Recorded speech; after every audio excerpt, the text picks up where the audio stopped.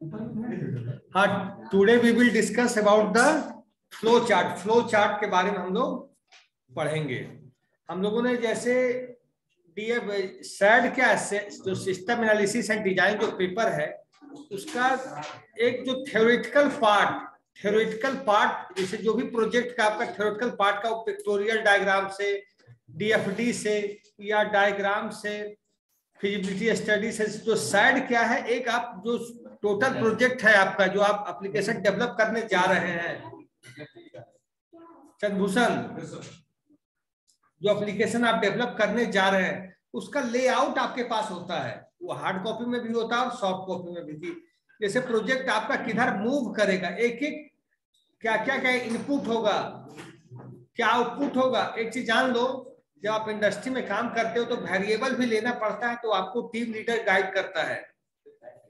सुनो इधर,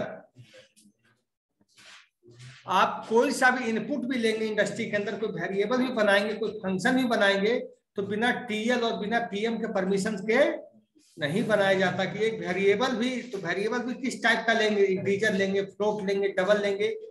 तो जो आपका वो लेआउट बना हुआ होता है एसडीएलसी का, वो टोटल डीएफडी रहता, डेटा फ्लो डायग्राम रहता, ER diagram, entity relationship diagram, और फ्लो चार्ट भी होता है। टीएल मतलब टीम लीडर, पीएम मतलब प्रोजेक्ट मैनेजर, प्रोजेक्ट मैनेजर मतलब ओवरऑल। एक प्रोजेक्ट मैनेजर के अंदर 3-4 टीएल होते हैं, हर टीएल के अंदर 2-3-4 सॉफ्टवेयर डेवलपर, टेस्टर होते हैं। तो आप जो एसडीएलसी पेपर हम लोग पढ़ रहे हैं, इसका हम सॉफ्टवेयर डेवलप करना शुरू कर दिए, लेकिन कहाँ गलती हम कर रहे हैं। मान लो हम सॉफ्टवेयर डेवलप में एक प्रोटोटाइप, एक मॉडल हमारे पास रहेगा कि हाँ इस पेज में इतने बटन बनेंगे, इस पेज में इतने टेक्स्ट बॉक्स बनेंगे, इस पेज में इतने लेवल बनेंगे, इस पेज में इतने रेडियो बटन बनेंगे, इस पेज में इतने चॉइस बॉक्स बनेंगे। प्रोटोटाइप मतलब डमी टाइप का। तो कोई भी सॉफ्टवेयर की सारी जो स्टोरी है, सॉफ्टवेयर की सारी चीजें ऑन पेपर पहले डिजाइन की जाती है। एसडीएलसी पेपर मतलब प्रोजेक्ट डॉक्यूमेंटेशन का पेपर होता है एसडीएलसी। कि आपका प्रोजेक्ट बनेगा तो किस पेज में क्या बनेगा। जैसे आप एक वेब एप्लीकेशन बनाने जा रहे हैं मान लेते हैं, तो वेब एप्लीकेशन केवल एक ही पेज का थोड़ी होता है। कोई भी वेब एप्लीकेशन, आप फेसबुक ही देख लीजिए, एक पेज का थोड़ी है। उसमें सर्च बटन भी लगा हुआ है, फाइंड बटन भी लगा हुआ है, कमेंट बटन भी लगा है, शेयर बटन भी लगा है, लाइक बटन भी लगा है। तो जो बैंकिंग प्रोजेक्ट है, तो बैंकिंग की सुन लो, हाँ इधर ध्यान देना तबरेज। बैंकिंग का जो प्रोजेक्ट है, तो बैंकिंग प्रोजेक्ट में सबसे पहले ध्यान रखा जाता है कि डेटाबेस है, तो डेटाबेस में कितने टेबल्स हैं और किन किन टेबल में प्राइमरी की लगा हुआ है, किन किन टेबल में फॉरेन की लगा हुआ है, किन किन टेबल में कैस्केडिंग लगी हुई है। इन चीजों को ऑन पेपर रखा जाता है, हार्ड कॉपी में भी और सॉफ्ट कॉपी में। अब तो ज्यादातर सॉफ्ट कॉपी में ही रहता है। क्यों कि प्रोजेक्ट का एक तरह से ब्लूप्रिंट आपके सामने कि प्रोजेक्ट कैसा बनेगा, प्रोजेक्ट कैसा बनेगा। दो टेबल के बीच, जैसे ईआर डायग्राम हम देखें कि भाई किस किस टेबल के बीच रिलेशनशिप है, डॉक्टर और पेशेंट के बीच रिलेशनशिप है टेबल में, या कॉलेज में और स्टूडेंट के बीच क्या रिलेशनशिप है, या स्टूडेंट पास आउट है कि अभी प्रेजेंट में। आइए इस, तो क्या हुआ, तो ये टोटल पेपर जो सैड है कि आपके प्रोजेक्ट का ब्लूप्रिंट, प्रोजेक्ट का रोड मैप, प्रोजेक्ट की सारी कहानी सैड में, सैड का मतलब सिस्टम एनालिसिस एंड डिजाइन में सारा चीज पहले से डॉक्यूमेंटेड फॉर्म में ले लिया जाता है।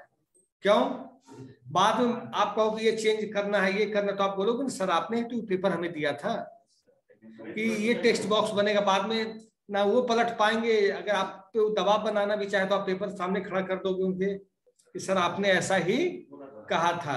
और प्रोजेक्ट मैनेजर भी क्या, डायरेक्ट कंपनी से, उन्होंने जिस कंपनी का बना उसके मालिक से या उसके लोगों से बात करके वो पेपर बनाए। तो अगर क्लाइंट भी आप पर अगर प्रेशर करना चाहेगा तो कर नहीं पाएगा। हाँ, लेकिन उसका फायदा भी क्लाइंट को मिलता है कि अगर काम आपने गलत कर दिया, हो जाता है गलती, किसी से गलती हो सकती है, तो क्लाइंट आपके ऊपर प्रेशर बना देगा कि मैंने आपको ऐसा बनाने के लिए कहा था, आपने हमें बेवकूफ बनाया है, आपने काम सही से नहीं किया है, तो आपको पैसा डिडक्ट होगा, या काम का टाइम आपको कुछ दिन के लिए, महीने 2 महीने 3 महीने जैसा प्रोजेक्ट है उस हिसाब से टाइम आपको मिल जाएगा। तो अब फ्लो चार्ट क्या होता है?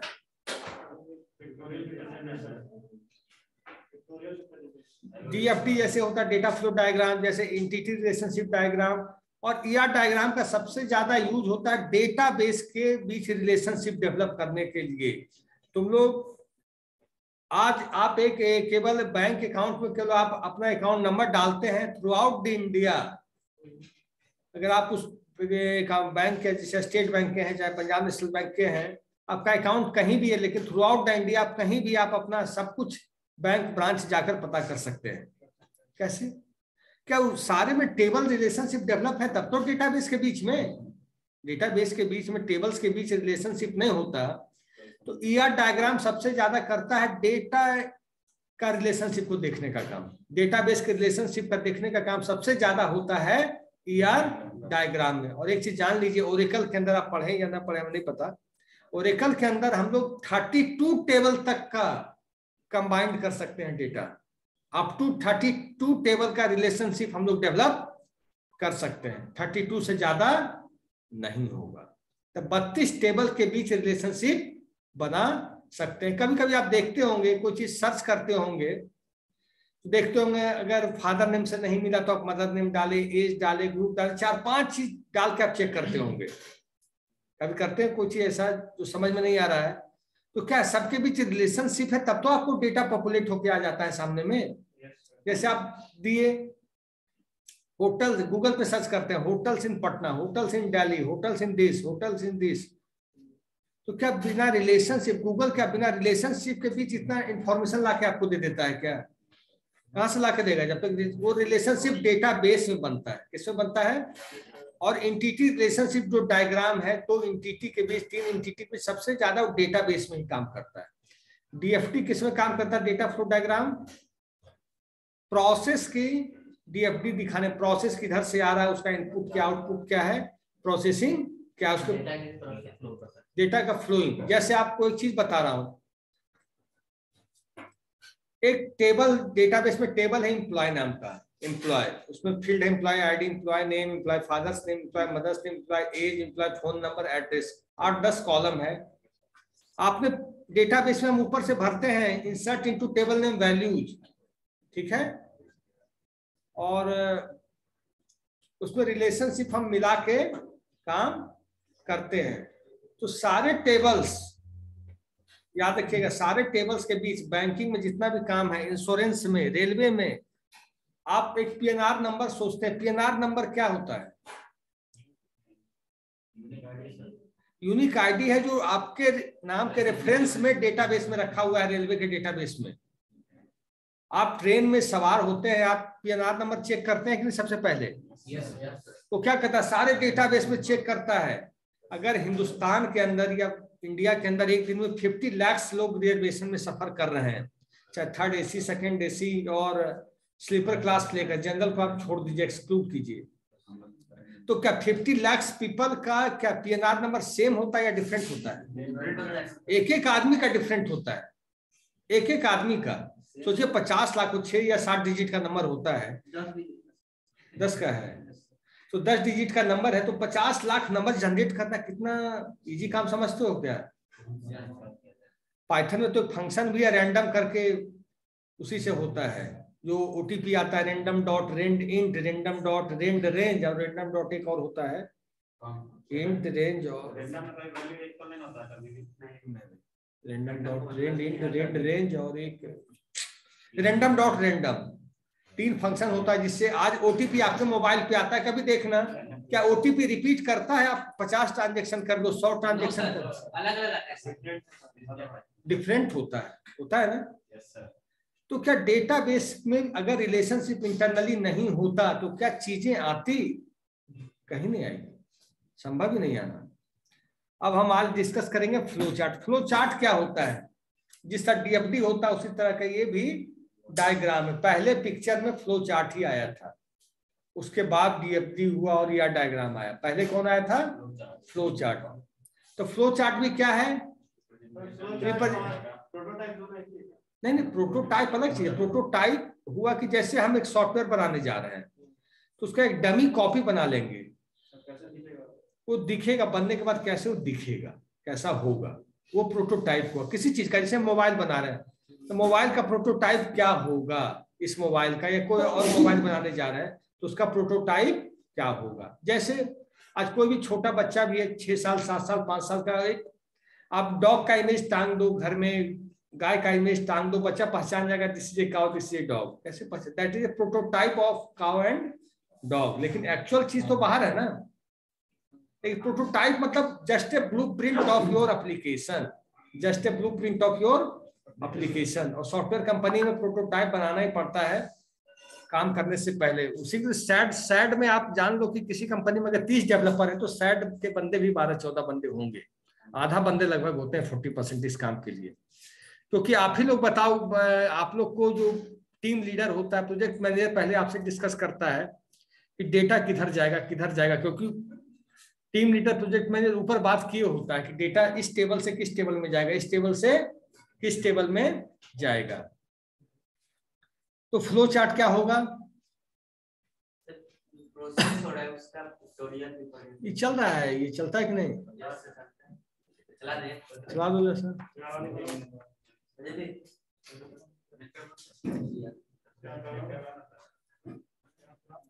यहाँ से बटन प्रेस करना होगा। जैसे फ्लो चार्ट का पहले प्रोसेस एल्गोरिथम कहलाता है, स्टेप बाय स्टेप हम प्रोसेस को लिखते हैं प्रोग्राम, तो उसके बाद कैसे कैसे वो रन करेगा कि आपके कौन सा ब्लॉक में वो जाएगा। कंडीशनल ब्लॉक में कंडीशनल वाला जाएगा सर, प्रोसेस वाला प्रोसेस जाएगा, वही है वो डायग्राम के थ्रू है। इसमें पिक्टोरियल प्रेजेंटेशन किया, फिर उसके बाद कोडिंग करते हैं। इंडस्ट्री में होता है कि सब चीज का यूज किया जाता है। ईआर डायग्राम का तो बहुत भयंकर यूज है, मतलब समझ नहीं सकते। जिसको ईआर डायग्राम बहुत अच्छे से बनाने आ गया उसको लाख 2 लाख महीना मिल जाएगा। तो ईआर डायग्राम बनाने आ गया, दो टेबल के बीच 3 टेबल के रिलेशन बनाने आ गया, बहुत नाजुक चीज होता है।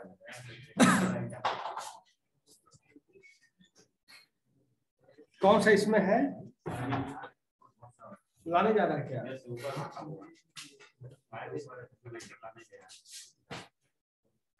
तुम लोग परमानेंट रख लो कि भाई हम लोग का क्लास दे दीजिए।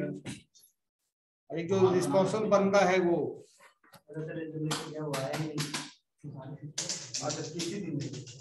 ये वाला है ना,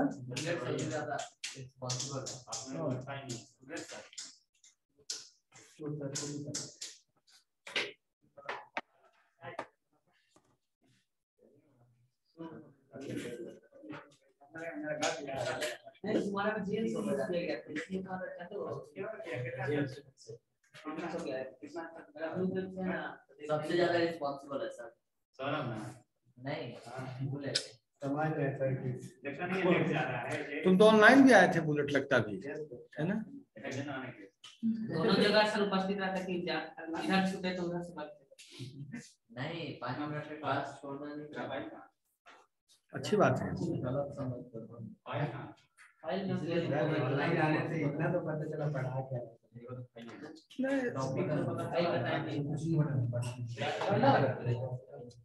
तू तो इसमें हो।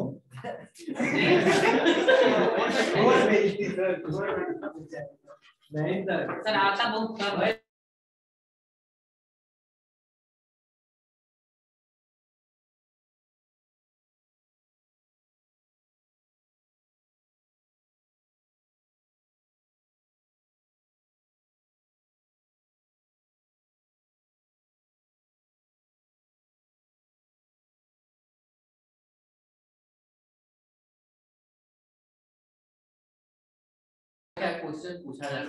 क्वेश्चनायर इज एन आर्ट इसलिए बोला जाता है कि आप किसी से कोई इंफॉर्मेशन निकलवाना चाह रहे हैं तो आप क्वेश्चन ऐसा आप उससे पूछिए कि उसको वो इंफॉर्मेशन देने के लिए मजबूर हो जाए। किस तरीके से आप कुछ पूछ रहे हैं जो आप उसके अंदर की चीज भी आप निकाल लेते हैं। कोई सा भी क्वेश्चन, जैसे हमने आपसे पूछा, आपसे मैंने पूछा जावा is a dash language, Java is a dash language, और हमने एक उसमें 2 ऑप्शन दिया। हमने एक ऑप्शन सुन लो, ये हम चाह रहे हैं, हमने दो ऑप्शन दिया आपको, Java is a dash, option दिया compiled language, compiled based language और इंटरप्रेटेड बेस्ड लैंग्वेज। क्या दीजिएगा जवाब? इंटरप्रेटर बेस्ड लैंग्वेज जावा को बोला जाता है। कंपाइलर बेस्ड तो सी हो गया। हाँ, तो आप, हमने ऑप्शन ही दिया कंपाइल्ड बेस्ड और इंटरप्रेटेड बेस्ड। मैं जानना चाह रहा था कि आप इंटरप्रेटेड जानते हो या नहीं। ये दूसरा क्वेश्चन मैंने पूछा कि जो हम देते उसमें कि जावा इज हाई लेवल और इंटरप्रेटेड, तो आपका मैं मन की बात नहीं निकाल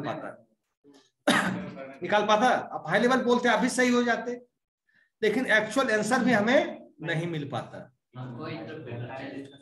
तो क्वेश्चनायर का मतलब कि आप एक्चुअल में कुछ चाहते हैं, जैसे आप कोई बहुत बड़ी मीटिंग हो रही है बड़े लेवल की, तो आप बड़े लीडर से पूछते हैं कि इंटरनली बात वो जल्दी बोलेगा नहीं, तो आप कैसे क्वेश्चन को घुमा घुमा के पूछिए ताकि वो बता दे। तो क्वेश्चनायर आर्ट तो बहुत बड़ा आर्ट है, इसमें शक नहीं है। हाँ, नहीं है।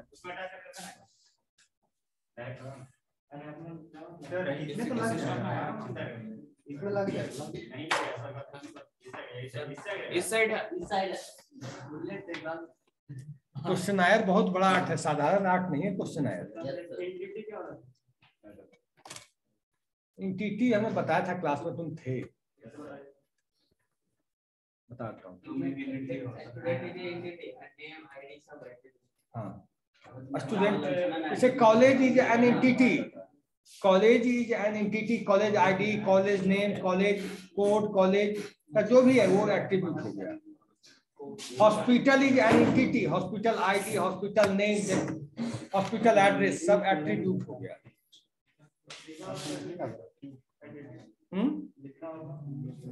एंटिटी इज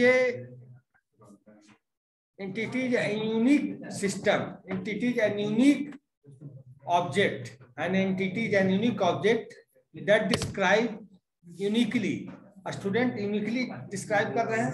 हाँ, उसके जो एट्रीब्यूट हो गए वो एट्रीब्यूट हो गए। नहीं हो रहा है, ये मेरे में लग जाता है, ये वाला लग छोड़ राइट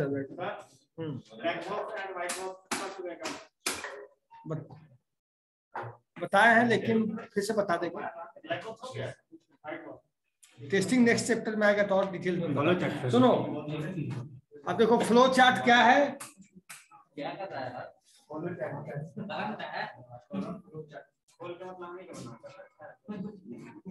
सुनो अब इधर, ए flow chart is a type of diagram. लिखना है, दो लाइन लिखते जाओ, एग्जाम में काम आएगा, बाकी तो अपने बुक से पढ़ोगे बाद में। और आज क्या नाम है सिया, तुम को ले लेना उनसे पहले ही जाकर, अमन सर से वो कनेक्ट कर। कल नहीं, मतलब परसों मिलेंगे। लोग जमा नहीं करते हैं, लोग खुद ही लेके चले जाते हैं। कौन? जो भी फैकल्टी को ये प्रोवाइड कर रहे हैं, वो लेकर खुद ही चले जाते हैं। अच्छा लिखो, ये flow chart is a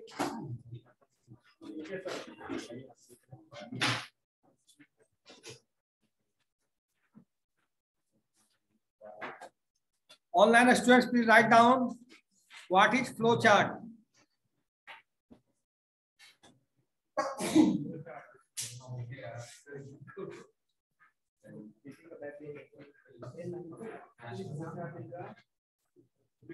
A flow chart, bullet लिखो, a flow chart is a type of diagram. A flow chart is a type of diagram, comma,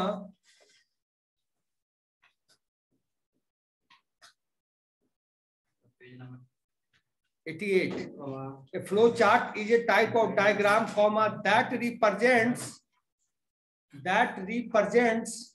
an algorithm or process. That represents an algorithm or process.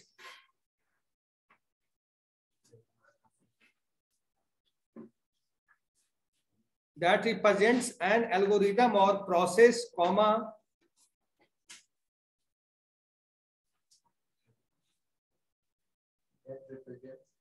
that represents an algorithm or process, comma, showing, S-H-O-W, showing the steps as boxes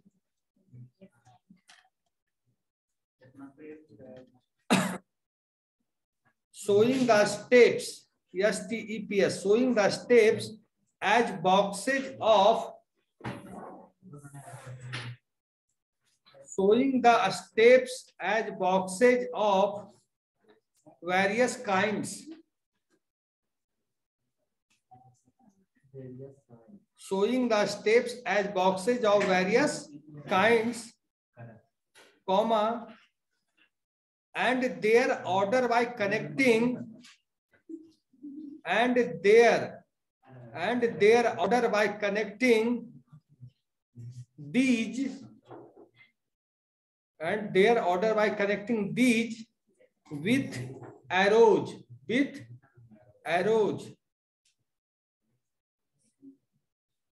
full stop. इसमें क्या करते हैं हम लोग, step by step करते हैं। All process we are doing step by step. Input लेना हो, जितना इनपुट लेंगे स्टेप बाय स्टेप, जो भी प्रोसेस है स्टेप बाय स्टेप। और स्टेप बाय स्टेप करने से क्या होता है, डायग्रामेटिकली एक चीज कहावत है कि आपको चीज टेक्स्ट लिखकर किसी को समझा रहे हैं, किसी चीज को टेक्स्ट लिखकर, लेकिन अगर आप किसी को डायग्रामेटिकली, पिक्टोरियली, इमेज के द्वारा कोई चीज दिखा देते हैं तो 50 टाइम्स जल्दी समझ जाता है वो चीज, 50 गुना ज्यादा, 50 टाइम्स ज्यादा डायग्रामेटिकली कोई भी बच्चा, बड़ा, बूढ़ा, कोई भी जल्दी समझता है। दिस लिखो, this diagrammatic representation, this diagrammatic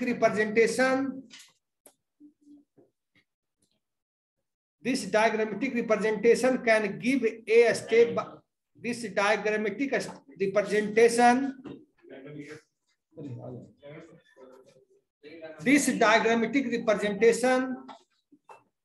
can give a step by step, this diagrammatic representation can give a step by step solution to a given problem। तो जो आपका प्रॉब्लम्स है उसका ये step by step diagrammatically representation है, presentation है।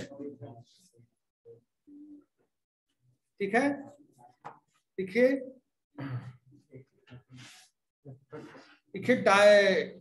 Flow chart symbols, देखिए flow chart symbols, flow chart symbols, पहला सिंबल्स लिखिए स्टार्ट एंड एंड सिंबल्स, बनाता हूं, सर्किल वाला है फ्लो चार्ट सिंबल्स, ठीक है कोई बात नहीं, flow chart symbols, start and and symbol, start जिस प्रोसेस जिस सिंबल से स्टार्ट होता है फ्लो चार्ट उसी सिंबल से एंड होता है, स्टार्ट और एंड विल बी सेम। देखिए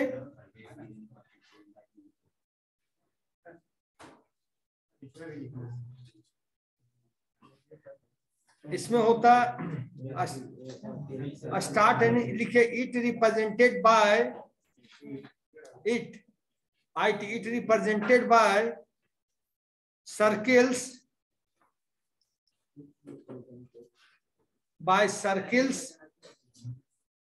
लिखो it represented by circles, comma, ovals,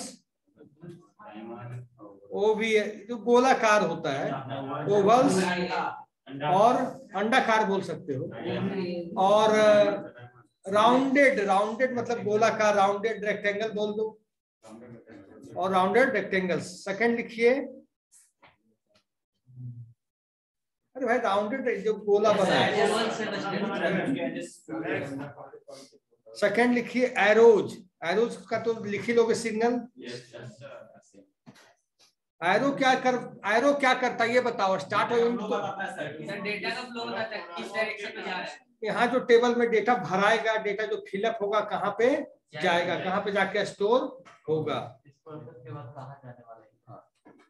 arrow shows, yes, HOWS, arrow shows flow of control, arrow shows flow of control in computer science. Computer science में ही arrow जहां भी आप चाहे DFD में use कर लो, चाहे ईआर डायग्राम में यूज कर लो, चाहे फ्लो चार्ट में यूज कर लो, ये क्या करा दिखाता है आपको कि फ्लो ऑफ चार्ट किधर आपका प्रोसेस जा रहा है, किधर आपका प्रोसेस जा रहा है, किधर आपका डेटा, प्रोसेस ही नहीं, किधर आपका डेटा जा रहा है। ये आप देखते होंगे कभी कभी आप वेब एप्लीकेशन पे क्लिक करते होंगे, होम पेज खुलता होगा फिर कोई बटन पे जाके और क्लिक करते हैं, about us, contact us, gallery, photo, तो दूसरे पेज पे चला जाता है। क्या गैलरी खोलते हैं कॉन्टेक्ट अस पे जाता है क्या? या कॉन्टेक्ट अस खोलते हैं तो गैलरी पे जाता है क्या? तो एरो में जब हम बनाते हैं तो डाला जाता है कि ये इस पे क्लिक करेंगे तो कहाँ डेटा जाएगा, इस पेज पे क्लिक करेंगे तो डेटा कहाँ जाएगा। एक एक चीज होती है। मैंने कहा ना कि सैड पेपर को लोग हल्के में ले लेते हैं, लेकिन इस पेपर से भी आदमी का जिसका प्रोग्रामिंग वीक है काफी सक्सेस कर सकता है आगे जाके। जिस बच्चों का प्रोग्रामिंग थोड़ा सा वीक है, डायग्राम में बनाते रहिए। हाँ अब नेक्स्ट स्टेप है, स्टार्ट एंड हो गया, एरो हो गया, प्रोसेसिंग स्टेप्स लिखिए। प्रोसेसिंग लिख सकते हैं आप। प्रोसेसिंग, प्रोसेसिंग के लिए कौन सा यूज होता है? डीएफडी में क्या यूज करते थे प्रोसेसिंग के लिए? डीएफडी में प्रोसेस के लिए हम लोग क्या यूज करते थे? दिमाग लगाओ। रेक्टेंगल। यहां भी वही चीज है, देखिए processing represents as rectangles. Processing represents as rectangles.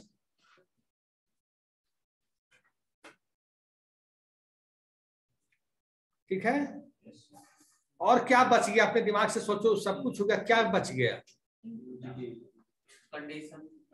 Condition तो उसमें लगाओगे डायमंड वाले। Input output. कनेक्टर तो एरो है ही भाई मेरे। एरो क्या है? कनेक्टिंग ही तो कर रहा है। इनपुट आउटपुट हो गया। हाँ लिखो इनपुट स्लैश आउटपुट। लेट्स लिखो इनपुट आउटपुट। स्टार्ट एंड हो गया, एरो हो गया, प्रोसेस हो गया, अब क्या हो गया? Input output. Input output represented as a parallelogram. Represented as a parallelogram.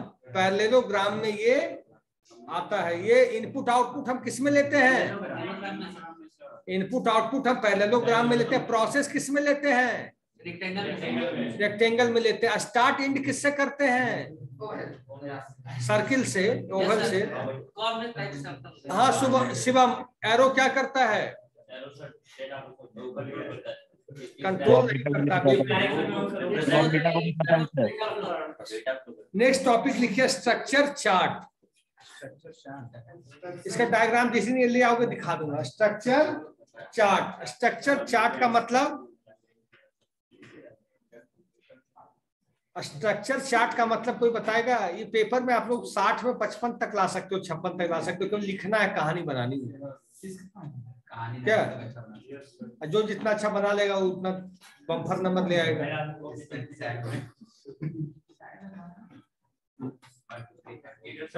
आप मतलब आप केवल एसडीएलसी को रटे रहोगे तो 20 नंबर कहीं नहीं गया। कुछ नहीं, एसडीएलसी याद रहेगा, उसके 7-8 स्टेप जो है वो याद रहेगा, तो आपका 20 नंबर को छीन नहीं पाएगा। उसी का पार्ट है, क्योंकि एसडीएलसी ही आपको इंडस्ट्री में भी काम आता रहेगा। एसडीएलसी आपको इंडस्ट्री में भी काम आता है। क्या कह रहे हैं? एसडीएलसी पढ़ेंगे कि पता चल रहा पूरा भूखे पढ़ना है। एसडीएलसी से डायरेक्ट 20 नंबर आएगा, डायरेक्ट। इनडायरेक्ट तो क्वेश्चन घूमता रहेगा पूरा बुक में। देखिए स्ट्रक्चर चार्ट क्या है? मॉड्यूलर डिजाइन है। क्या है? मॉड्यूलर। लिखो सब लोग structure chart. A structure chart is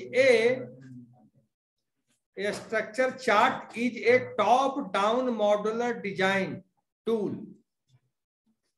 A structure chart is a top-down modular design tool.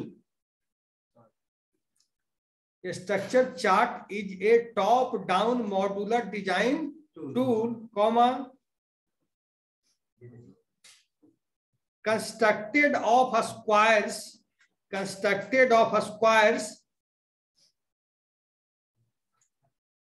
representing the different modules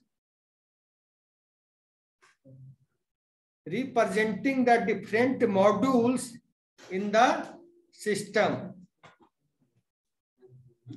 Representing the different modules in the system, comma, and lines that connect them. देखिए second point इसी में, in structured analysis structure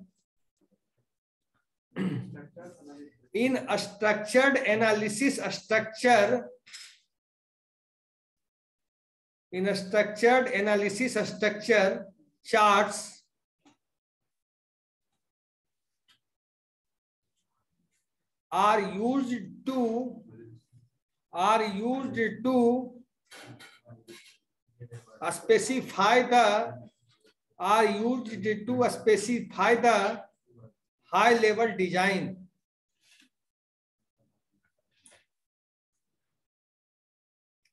In a structured analysis, structure charts are used to specify the high level design, comma, or architecture of a computer program,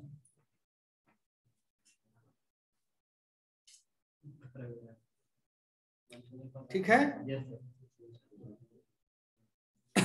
full stop. The process is called, ध्यान ये सब लिखना, ये सब आ सकता है question. The process is called top down design. The process is called top-down design or functional decomposition. The process is called top-down design or functional decomposition. Functional decomposition का क्या मतलब हुआ? बड़े फंक्शंस को भी छोटे छोटे फंक्शन में डिवाइड करना. आपको मान लो बहुत बड़ा फंक्शन लिखना पड़ जाए किसी प्रोजेक्ट का, किसी प्रोग्राम का, सॉफ्टवेयर का, तो हो सकता है कि आप कैलकुलेटर देखे होंगे, उसमें प्लस माइनस मल्टीप्लाई डिवाइड सबका फंक्शन अलग अलग होता है. एक ही साथ कर दे तो क्या होगा, एक बटन दबाइए तो प्लस, दो बटन दबाइए तो माइनस, तीन दबाइए तो मल्टीप्लाई. क्या वो सही रहेगा? वो और कंफ्यूजन क्रिएट कर देगा लोगों के बीच, कर देगा कि नहीं? तो जब बड़े फंक्शंस को नहीं किया जाता है, अब जब रियल लाइफ काम करेंगे 2-4 साल के बाद, तो वो देखेंगे फंक्शन को ब्रेक कर दिया जाता है, ताकि किसी एक फंक्शन में प्रॉब्लम आए तो उसको जल्दी हम रेक्टिफाई भी कर लें. अब बड़ा फंक्शन में प्रॉब्लम आ गई मान लेते हैं, तो कितना दिक्कत हो जाएगा, होगा कि नहीं? तो फंक्शन डिकम्पोजिशन. अब देखिए, structure chart is also used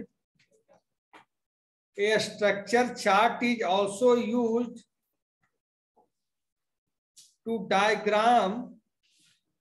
A structure chart is also used to diagram associated elements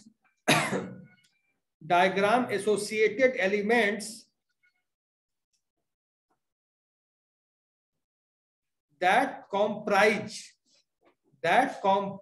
a run stream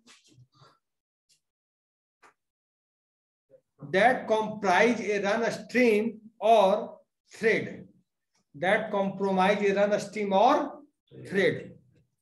जैसे जावा पढ़े तो थोड़ा बहुत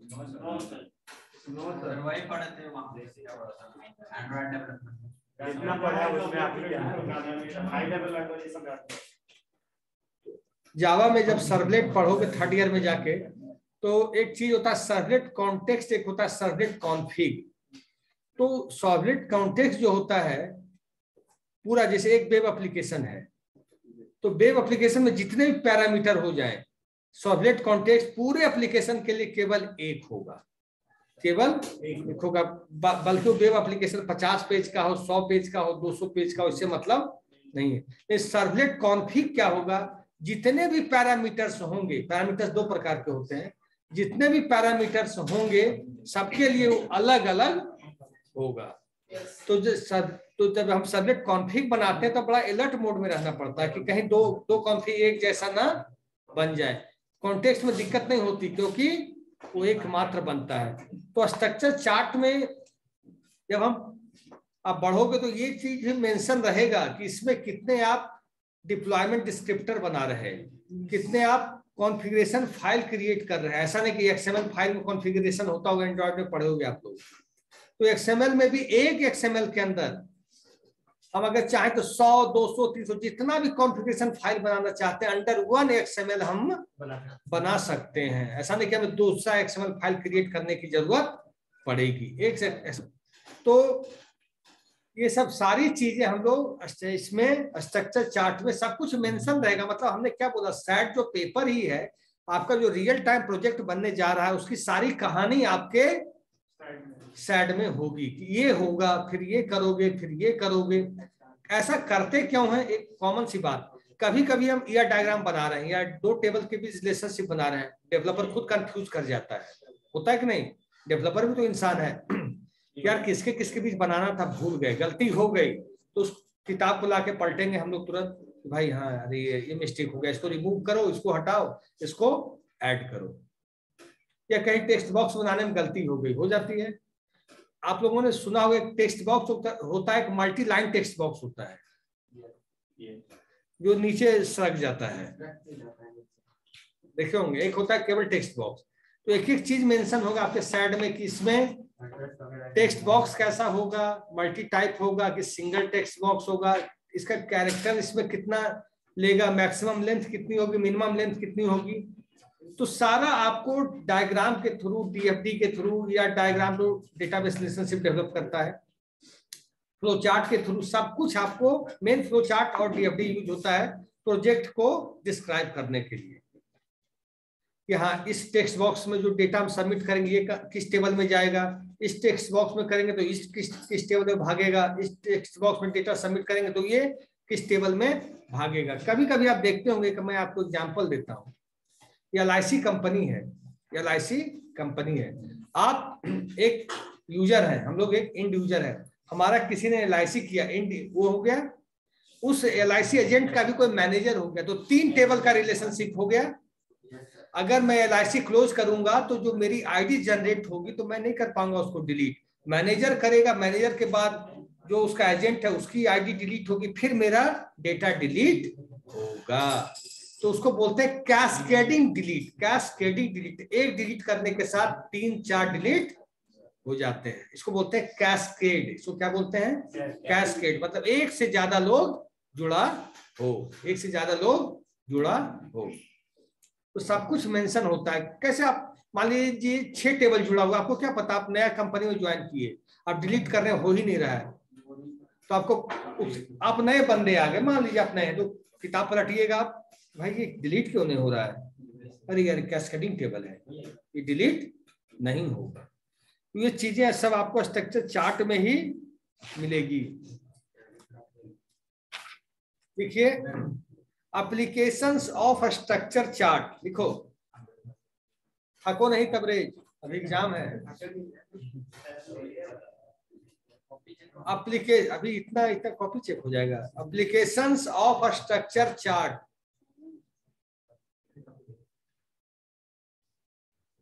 देखिए using structure chart, using structure chart to illustrate. Illustrate का मतलब समझते हो, किसी के समझाना, किसी चीज को एक्सप्लेन करना कह सकते हो, एलोबरेट करना। To illustrate the high level overview of, to illustrate the high level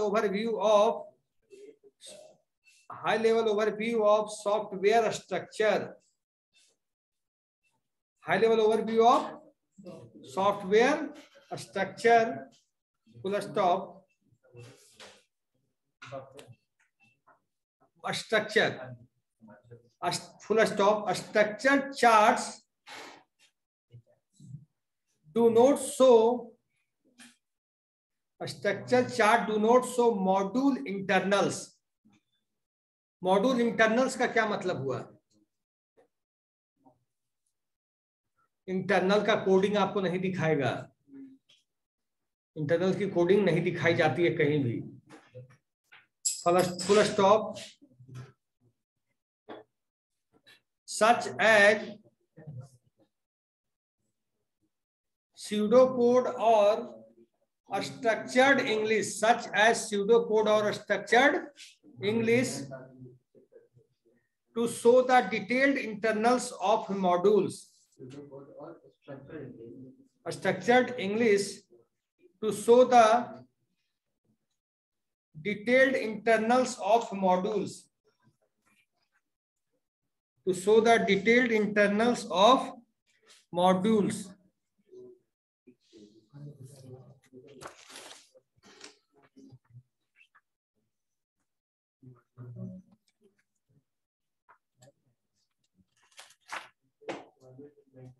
हाँ, तुम सीआर लोन जैसा इसका कोई जुड़े हुए हो?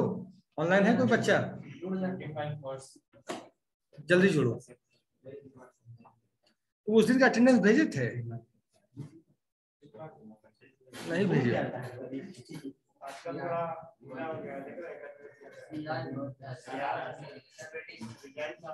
आएगा तब नहीं. हाँ जी आएगा. आ गया. तो कब आप लोग का एमआरक्यू कर दिया जाएगा? असाइनमेंट दे दिए भाई. असाइनमेंट दे चुके. ले लेना बच्चों से.